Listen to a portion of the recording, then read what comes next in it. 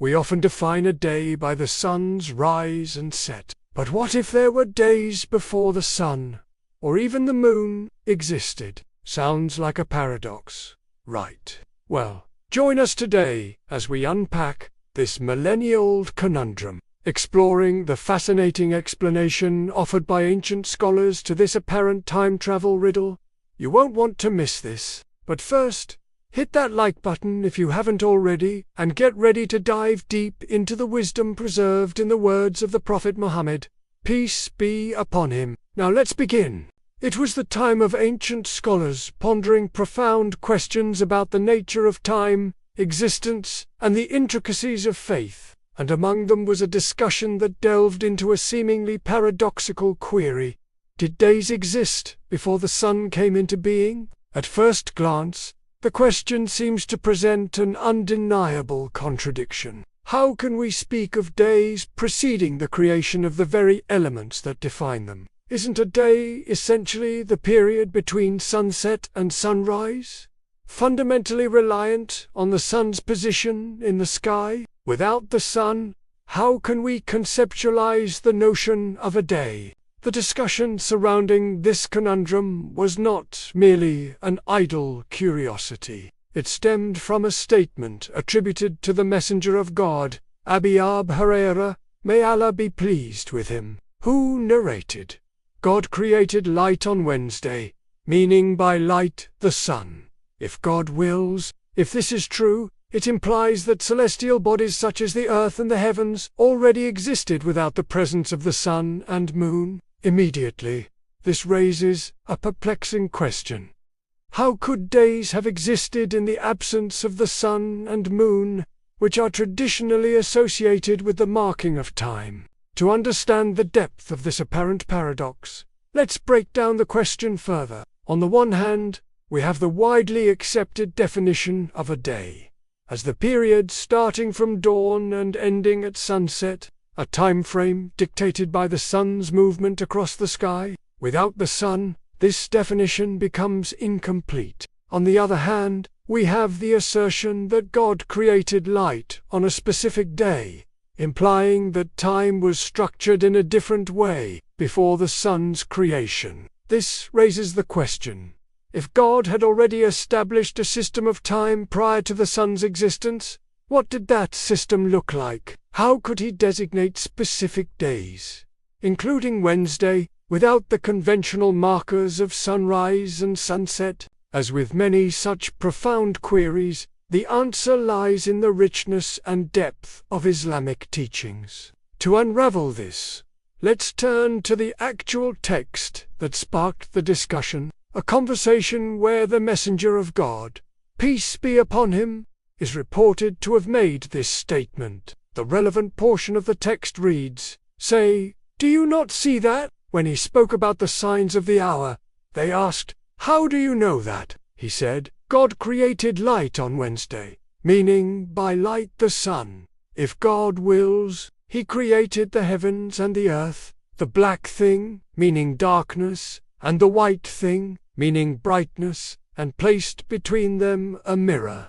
That is the moon. Then from that he created the night and the day. And the one who recites this verse completely shall be credited with 10 good deeds, and he who recites it partially, according to what he is able, shall be credited with 10 good deeds. In this conversation, the Prophet, peace be upon him, is discussing the signs of the Day of Judgment. When he mentioned the creation of light on a Wednesday, he was referring to the creation of the sun. However, the statement doesn't isolate the creation of the sun. Rather, it mentions the creation of light. In the context of the entire passage, light carries a broader meaning, encapsulating the sun. This leads us to a crucial point that resolves the apparent paradox. The answer to the question of days before the sun lies in the very text that poses the question. Upon closer examination, we discover an inherent flaw in the original question. The question assumes that the only way to measure time is by the sun's movement. However, this assumption overlooks the fact that there are other ways to segment time. For instance, In the realm of human experience, we differentiate between waking and sleeping. Night is characterized by sleep, while the day is marked by wakefulness. Within these periods, we further distinguish between various states. For example, the initial state of wakefulness during the day is known as morning, while the last state before sleep in the evening is referred to as night. Similarly, within the night, we might identify various stages such as early night, late night, and so forth. In essence, time can be segmented based on different experiences and phenomena,